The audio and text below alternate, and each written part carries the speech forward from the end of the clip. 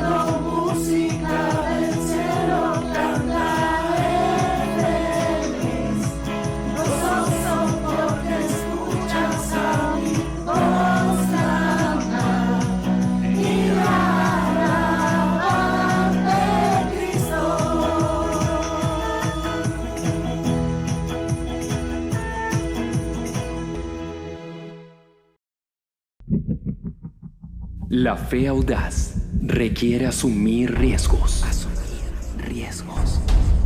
Requiere el valor para avanzar y enfrentar gigantes. Y para enfrentarse a lo desconocido. Sería más fácil permanecer en tu zona de comodidad. Pero cuando sales con valor hacia donde Dios te ha llamado, se hace historia y las vidas cambian para siempre. Debes ser atrevido y audaz para vivir una extraordinaria vida de fe.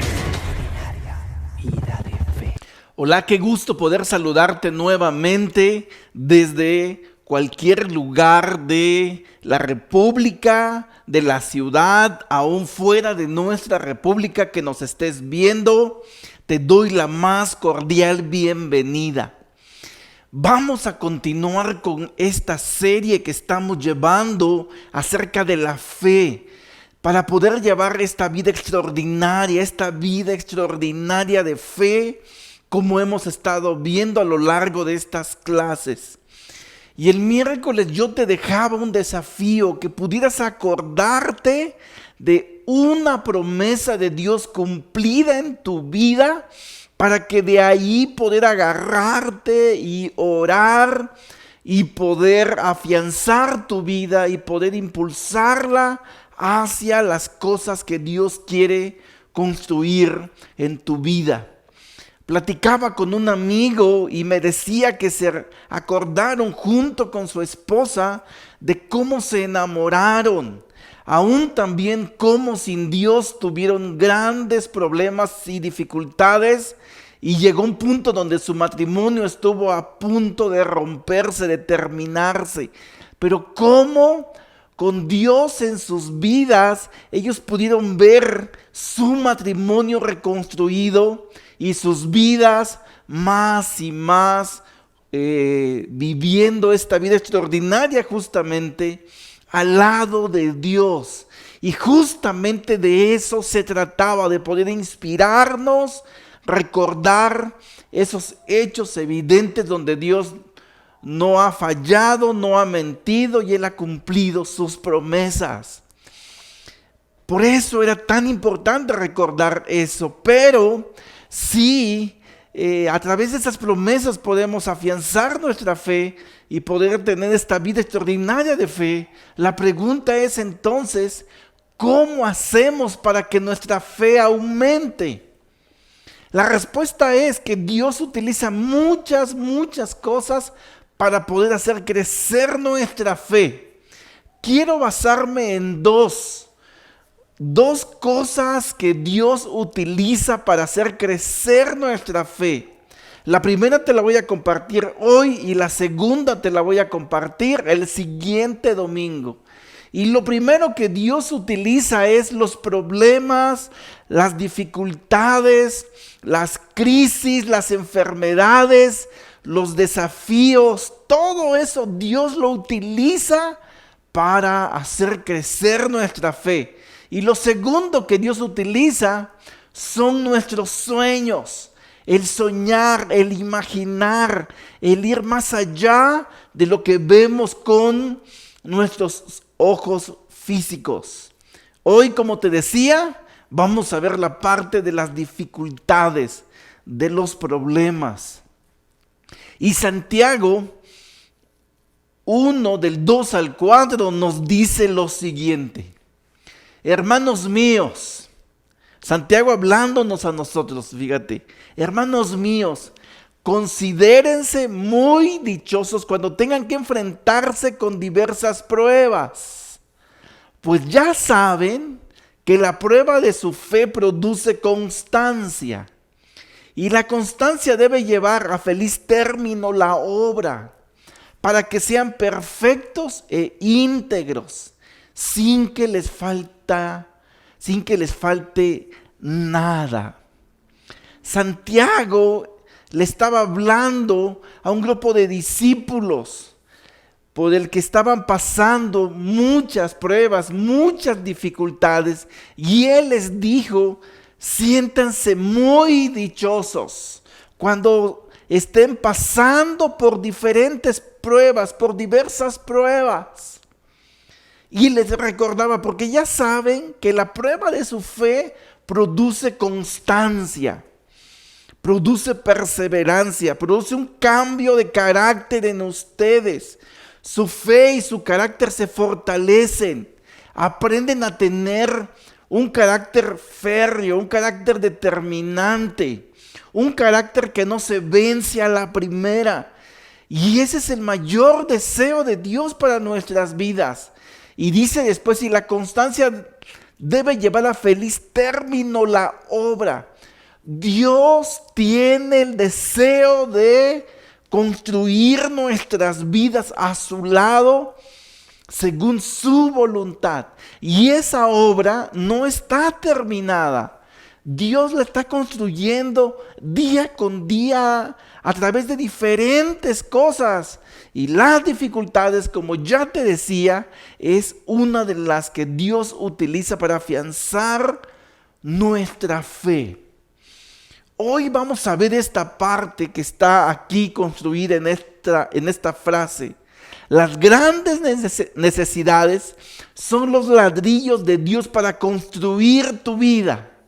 Y lo hace probando y confrontando tu fe.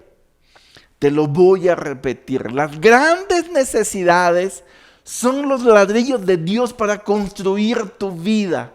Y lo hace probando y confrontando tu fe. Yo no he conocido a alguien que gracias a que llevaba una vida extraordinaria en su economía, en su vida familiar, en su matrimonio, profesionalmente, así que le iba tan bien que un día dijo: me va tan bien que lo único que me falta es a Dios en mi vida y por eso lo busco. Yo no sé si tú hayas conocido a alguien, yo no. Yo he conocido a hombres y a mujeres tan necesitados en su vida material, que han pasado por crisis relacionales en su matrimonio, con sus hijos, que han pasado pérdidas tan grandes. Y en ese momento de gran dificultad y de gran necesidad fue que se acercaron a Dios. Y eso está bien. Eso está bien. Por eso escucha lo que dijo Henry Ford, ese gran constructor de automóviles. Dijo: cuando todo parezca ir en tu contra, recuerda que el avión despega contra el viento. ¿Sabías tú que si un avión no confronta la dificultad del viento, no podría despegar? No podría levantarse, no podría impulsarse. Y es exactamente lo que Dios hace. Confronta nuestra vida a través de la dificultad para que podamos impulsarnos y alcanzar esa vida extraordinaria que Él desea que tengamos. Vamos a ver el siguiente videíto que ilustra muchísimo esto de lo que Dios hace y cómo utiliza las dificultades para impulsar nuestra fe. Veámoslo.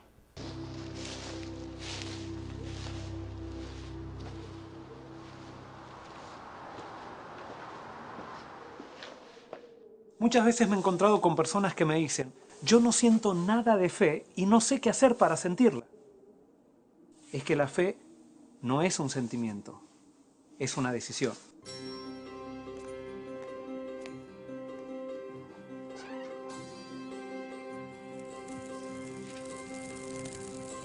En el verano me gusta ir a la piscina con mi hijo Jeremías. Como él todavía no sabe nadar, me zambullo yo primero y después le pido que él se arroje a mis brazos. Él duda y siente miedo.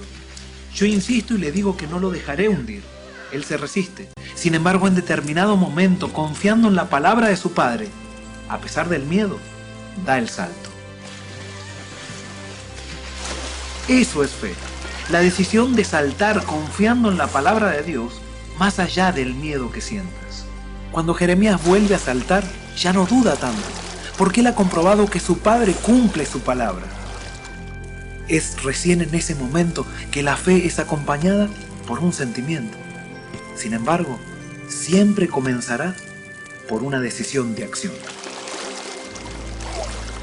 El miedo y la fe son enemigos mutuos. Donde prevalece uno, se aniquila el otro. Hay muchas personas que viven paralizadas en la vida por los miedos que las controlan.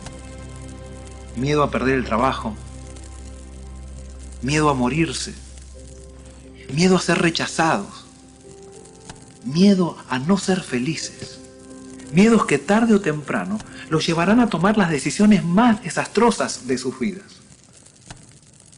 El miedo justamente atrae aquello que deseas evitar. Si tienes miedo a hablar en público y a equivocarte, seguramente te equivocarás. Si tienes miedo a salir con tu auto y chocar, estarás más predispuesto a hacerlo. Si tienes miedo a que te rechacen, seguramente te rechazarán. Una vida gobernada por los miedos no puede ser una vida victoriosa de fe. Sin embargo, no te desesperes.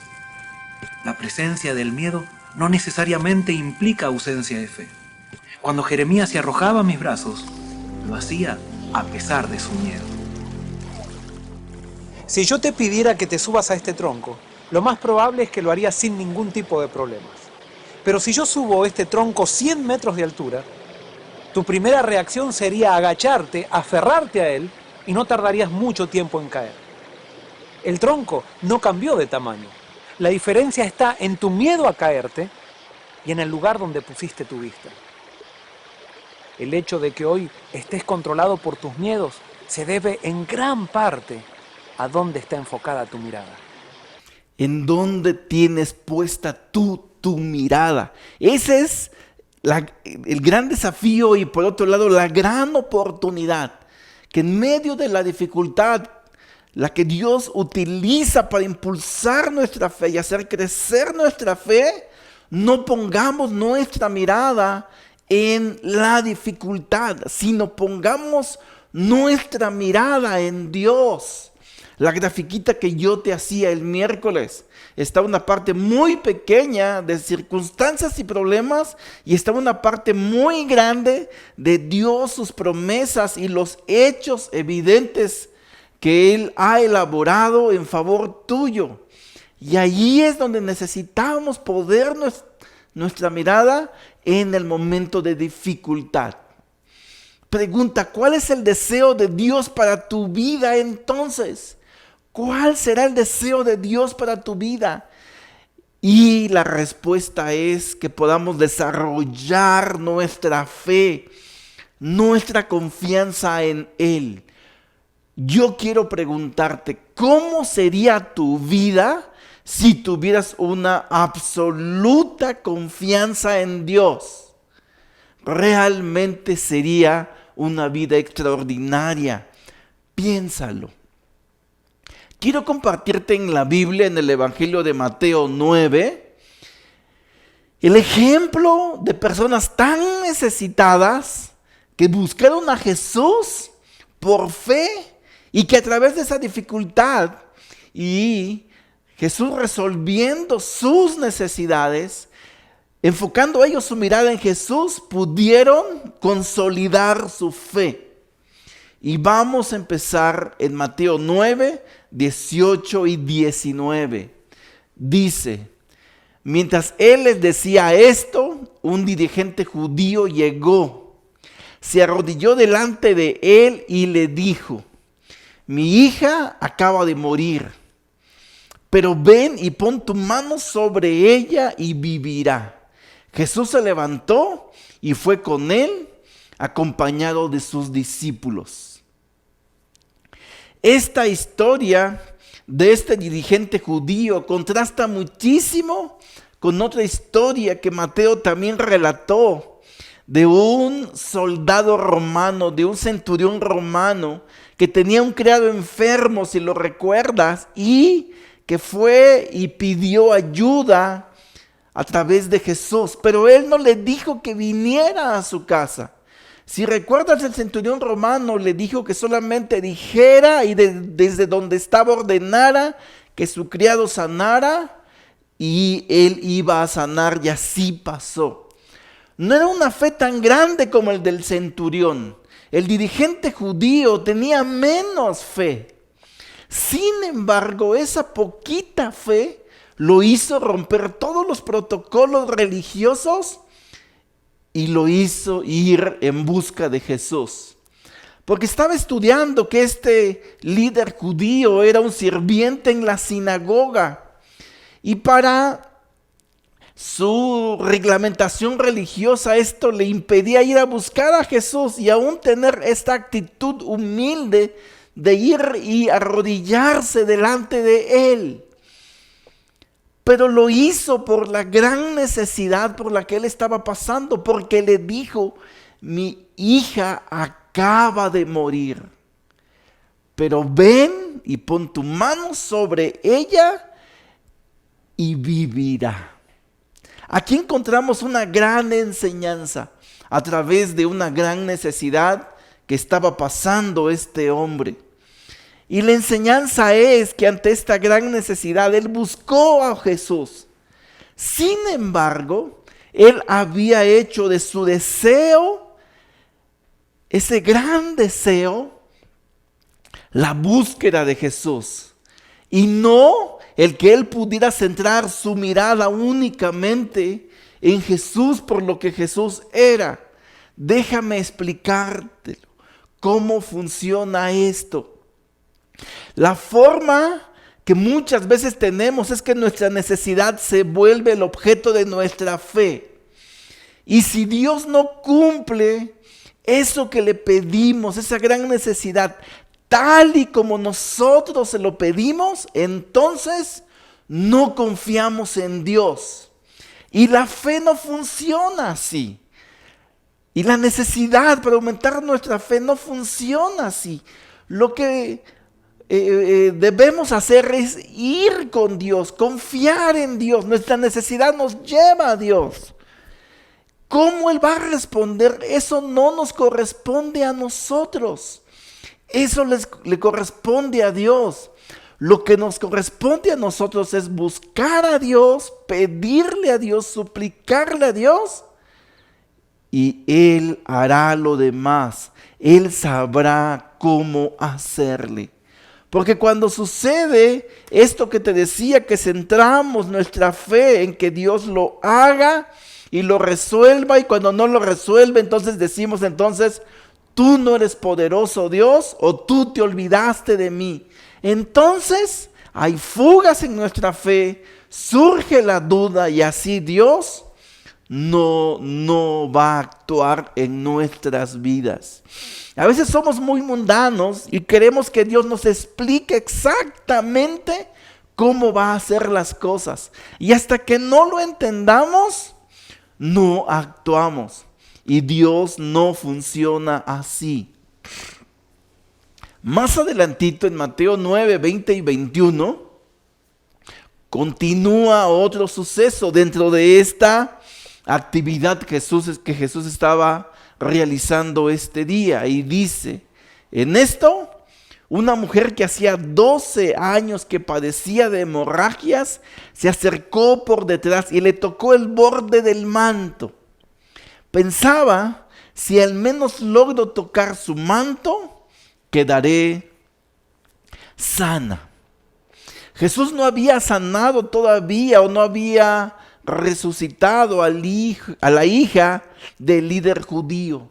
Y en ese mismo instante se aparece una mujer enferma de hemorragias, que por 12 años había resistido su enfermedad. Y esta misma historia en el Evangelio de Marcos narra que ella se había gastado todo su dinero para poder estar sana. ¿Cómo considerarías tú la fe de una persona que ha luchado contra su necesidad por todos sus medios después de 12 años, al grado de quedarse ya sin dinero porque se lo ha gastado todo en el intento de sanar? ¿Cómo considerarías tú su fe? ¿Tiene esta mujer una gran fe? La realidad es que no. Y más bien lo que ella tenía era como una fe supersticiosa, porque dice que pensaba que si al menos tocaba el borde del manto de Jesús, ella iba a quedar sana, como pensando que la utilería de Jesús, la ropa de Jesús tuviera algún poder. Y a través de eso iba a quedar sana. Y la verdad es que no, porque fíjate cómo le responde Jesús en el 22. Jesús se dio vuelta, la vio y le dijo. ánimo, hija, tu fe te ha sanado. Y la mujer quedó sana en aquel momento. Su fe, una poquita fe en Jesús, aún como te digo, una fe supersticiosa, hizo que buscara a Jesús cuando eso ceremonialmente era imposible, porque una mujer con derramamiento de sangre no podía acercarse a un maestro. Lo que ella hizo fue desafiar lo convencional por su gran necesidad, y eso hizo que buscara a Jesús. Y Jesús no fue indiferente a ella, la vio, se dio vuelta, dejó de atender lo que iba a atender en este momento, que era ir a resucitar a la hija del funcionario judío, y por su gran necesidad, Él la atendió, y esa necesidad fue lo que Jesús utilizó, y utilizó la poca fe que tenía para poder impulsarla. Y algo que me anima muchísimo fue las palabras que Jesús le dijo: ánimo, hija, tu fe te ha sanado. Eso también me impresiona muchísimo de Jesús, y en ello quiero que podamos también centrar nuestra confianza. Porque Jesús no le dijo: por mi gran poder viste que te sané, tú con tan poquita fe no hubieras sanado, pero fíjate yo cómo por mi gran fe y por mi gran capacidad yo te sané. No, si algo me impresiona tanto de la naturaleza de Jesús es que le da el valor a las personas, que le da el valor a la vida de las personas. Por eso Él le dice: tu fe te ha sanado. No he sido yo, ha sido tu fe. Apruebo la actitud de venir a buscarme, pero ha sido tu fe. Y en aquel instante quedó sana. 12 años quedaron resueltos. 12 años de búsqueda, 12 años de bastante sufrimiento y sacrificio. Pero ella puso su mirada en Jesús. ¿Por qué? Muchas veces confundimos a la fe con un profundo deseo de aquello que estamos pidiendo, como te decía. Y eso nos puede llevar a la destrucción de nuestra fe misma. Nos puede llevar a decepcionarnos de Dios. Nos puede llevar a decepcionarnos de las maneras en cómo Dios actúa. Porque la fe no es creer que Dios me dará lo que le pido, exactamente como se lo pido y en el tiempo en cómo se lo pido. Sino fe es creer que Él me contestará. Fe es creer que Dios actuará. ¿Cómo? No lo sé. Solamente sé que Él me va a responder. Eso no me toca a mí decidirlo.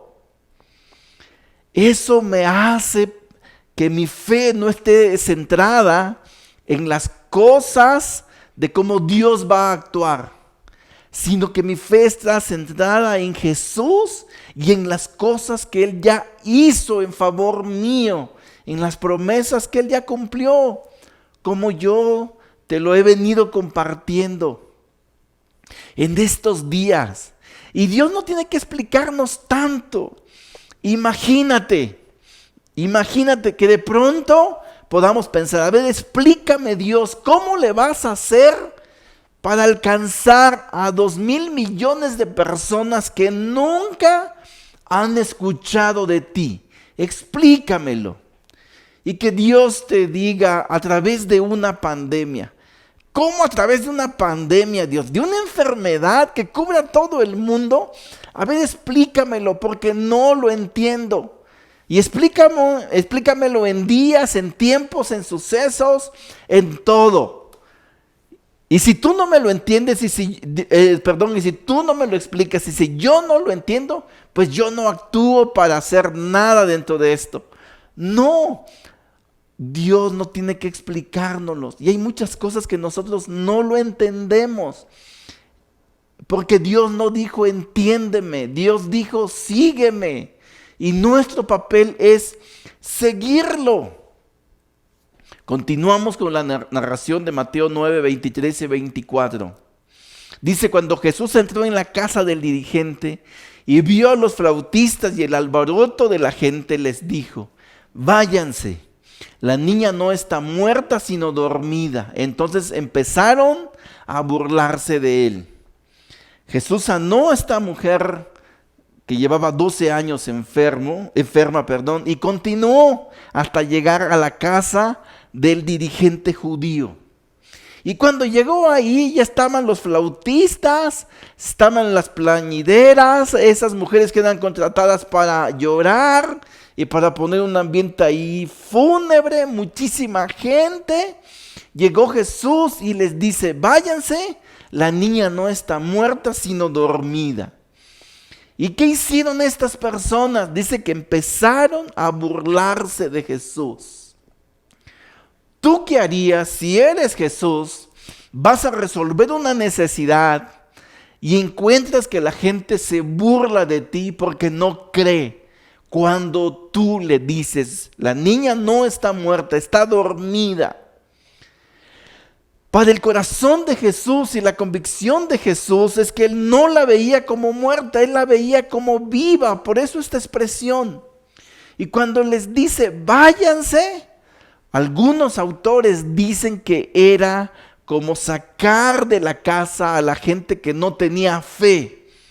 Porque Jesús actuaba solamente en favor de la fe de las personas. Y si ellos no tenían fe, no iba a poder actuar.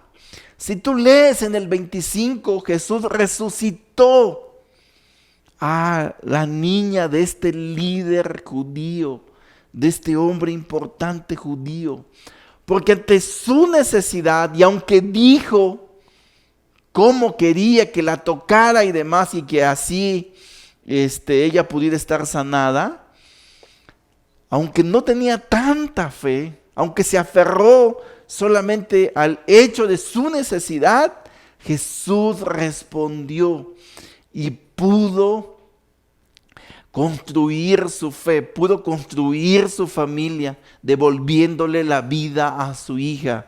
Porque te decía, las grandes necesidades son los ladrillos de Dios para construir tu vida. Y lo hace probando y confrontando tu fe. Así fue con estas personas y así ha sido con nuestras vidas. Recuerda las dificultades que has tenido y si tú has buscado a Dios y eso te ha llevado a buscar a Dios, eso Él lo ha utilizado para construir tu vida a su lado, al lado de Dios, al lado de Dios.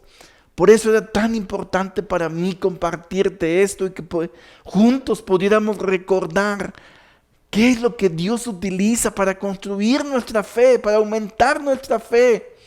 ¿Cómo lo ha hecho antes? Ya nos acordamos de sus promesas, ahora recordemos los tiempos difíciles, de cómo Dios nos ha sacado, nos ha ayudado, nos ha fortalecido y cómo hemos confiado más en Él. Continúa la narración y nos encontramos este suceso en Mateo 9:27. Al irse Jesús de ahí, 2 ciegos lo siguieron gritando, ten compasión de nosotros, hijo de David. Al salir de resucitar a la niña, 2 ciegos lo siguieron gritándole, ten compasión de nosotros. Me asombra mucho y nos ilustra mucho la actitud de estos ciegos.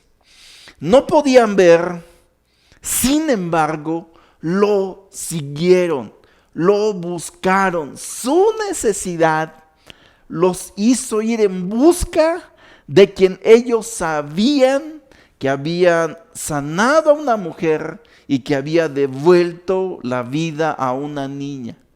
Ante esos hechos evidentes que ellos en ese mismo día habían escuchado, ellos se atrevieron a dar el paso en su decisión como también veíamos en el video, que la fe es una decisión, no es un sentimiento, y decidieron ir en busca de Jesús con una sola petición: ten compasión de nosotros, gritándole.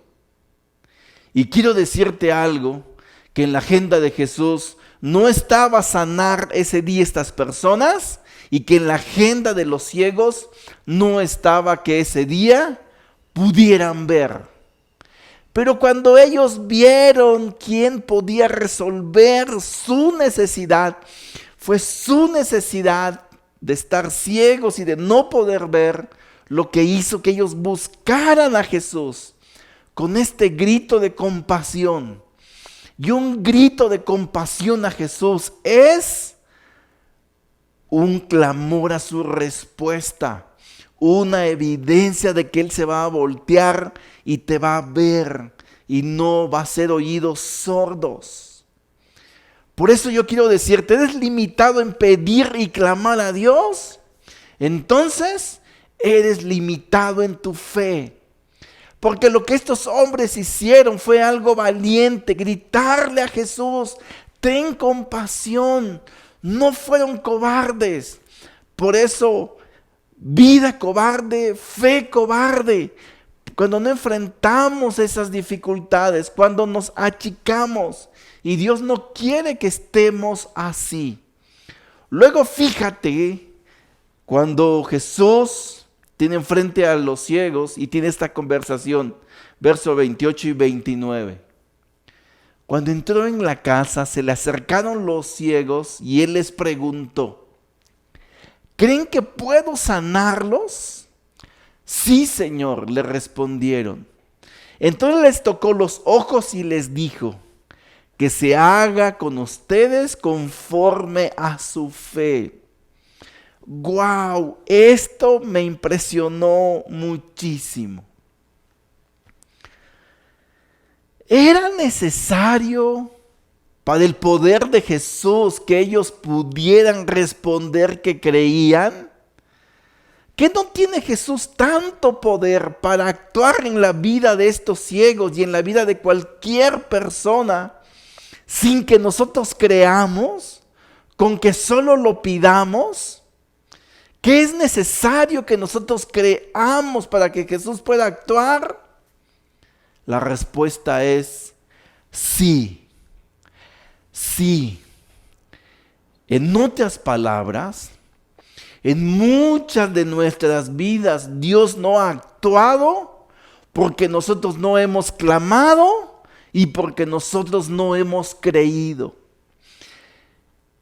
En otras palabras, todas las veces que nosotros nos hemos sentido mal con Dios porque le hemos pedido y no ha respondido exactamente como nosotros se lo hemos pedido y exactamente en el tiempo en que nosotros hemos querido, no ha sido porque Dios no ha sido poderoso. Las veces que tú y yo o cualquier persona le ha dicho: no quedas poderoso, Dios, no quedas poderoso, no ha sido porque no es poderoso, ha sido porque nosotros no hemos creído, no hemos confiado en su plan. Aún cuando le hemos pedido tal vez porque un familiar sane, no muera, y no ha sanado y ha fallecido, no hemos creído en Jesús, no hemos confiado en Jesús, porque probablemente eso era lo mejor, o no probablemente, seguramente era lo mejor. Era lo mejor para esa persona, o aún era lo mejor para ti. Y tú tal vez estarás diciendo: ¿de dónde está mejor que alguien muera? Sí, dentro de tu lógica y de mi lógica no hay algo mejor, pero dentro de la naturaleza y la lógica de Dios, sí. Por eso no tenemos que pedirle explicación en nuestro papel, es creer. Por eso les preguntó: ¿creen que puedo sanarlos? Sí, Señor, casi es obvia la respuesta, por eso te buscamos, aunque somos ciegos y nos tropezamos y nos caímos, te buscamos y aquí estamos. Entonces Jesús dice que les tocó los ojos y les dijo: que se haga con ustedes conforme a su fe. No es por mí, es por ustedes. Por eso las grandes necesidades son los ladrillos de Dios para construir tu vida. Y lo hace probando y confrontando tu fe. Ahora mismo tienes necesidades. Yo no sé por qué cosas estés pasando, qué necesidades. No sé cómo esté tu fe. Lo único que sé es que las necesidades son los ladrillos de Dios para construir tu vida. Y lo hace probando y confrontando tu fe. Y que si tú lo buscas y que si tú no te alejas de Dios, tarde o temprano, tú vas a tener una vida de confianza en Dios. Pero si te alejas, no vas a ser ni de su agrado, ni vas a poder estar cerca y conectado con Dios. Quiero terminar con las palabras de Pablo cuando estaba pasando una gran dificultad. En 1 Corintios 12, 8 y 9, él dijo: 3 veces le rogué al Señor que me la quitara, pero él me dijo: te basta con mi gracia, pues mi poder se perfecciona en la debilidad. Por lo tanto, gustosamente haré más bien alarde de mis debilidades, para que permanezca sobre mí el poder de Cristo. Pablo estaba pasando por una gran dificultad física en su vida. Algunos dicen que era una ceguera, otros dicen que era un gran dolor en su cuerpo. Cualquier cosa que hubiera sido, le estaba causando una gran dificultad. Y cada vez que Pablo le rogó y le clamó a Dios que se lo quitara, la respuesta es no. Más bien, bástate con mi gracia, porque mi poder se perfecciona en la debilidad. Entonces Pablo, en vez de contradecir a Dios y de pelearse con Dios, teniendo esa gran necesidad, en vez de eso, él concluyó lo siguiente: gustosamente Dios haré más bien alarde de mis debilidades, me quedaré con ellas, confiando en ti, para que permanezca sobre mí el poder de Cristo. Así que daré gracias de mis debilidades.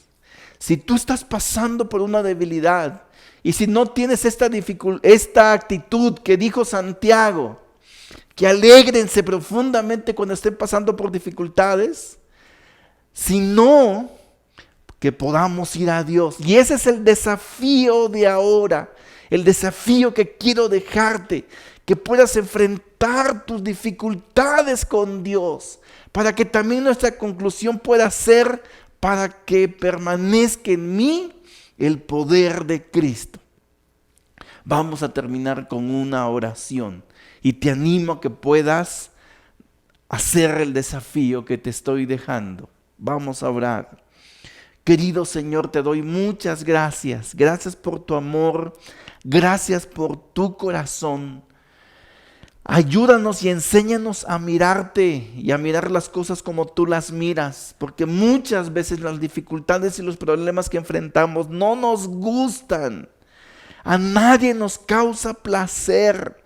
Nunca decimos: gracias Dios que tengo este problema porque voy a acercarme a ti y a buscarte. No es natural, pero queremos tener esa actitud espiritual de buscarte y de construir nuestra fe y nuestra confianza en ti. Ayúdanos por favor a tener esa actitud, Señor. Gracias por tu gran amor y compasión. Gracias por mostrar a nuestras vidas lo mucho que te necesitamos. Gracias a Jesús, a través de tu nombre oramos. Amén. Gracias. Nos vemos el miércoles y el domingo cuando celebremos nuestra ofrenda especial. Voy a compartirte la segunda parte de lo que Dios utiliza, que son nuestros sueños. Nos vemos hasta la próxima. Adiós.